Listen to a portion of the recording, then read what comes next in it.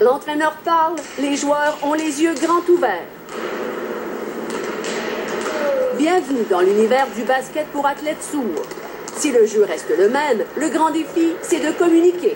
Les choses sont vraiment plus visuelles. Donc, vous n'êtes pas capable d'écouter les ballons, pas capable d'écouter ton coéquipier, pas capable d'écouter ton coach. C'est ainsi que cet entraîneur brésilien, qui vient d'apprendre le français, s'est aussi mis au langage des signes. Et c'est pour ça que les arbitres ne ménagent pas les gestes. Même que les joueurs sourds ont du mal à se comprendre entre eux, car il y a plus qu'un langage par signe. Une langue pour le Québec et une autre pour le reste du Canada. Et que dire de ce nouveau joueur qui utilise la langue de Mongolie? Pas évident pour Steven Okito d'apprendre deux langues. Leur prochain défi, une place aux mondiaux en Italie. Plusieurs s'entraînent à Montréal depuis 3 ans, là où est né le programme de basket pour athlètes sourds. Et on ne se gêne pas pour jouer au sein d'une ligue sans problème auditif.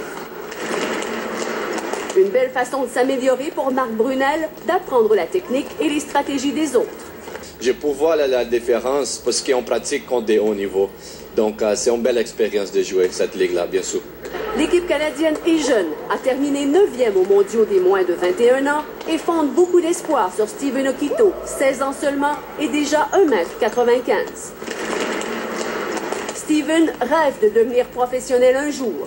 Marc rêve de remporter la médaille d'or aux mondiaux et Victor rêve d'amasser les 25 000 $ qui manquent au projet pour éviter de perdre des joueurs. Diane Sauvé, Radio-Canada à Montréal.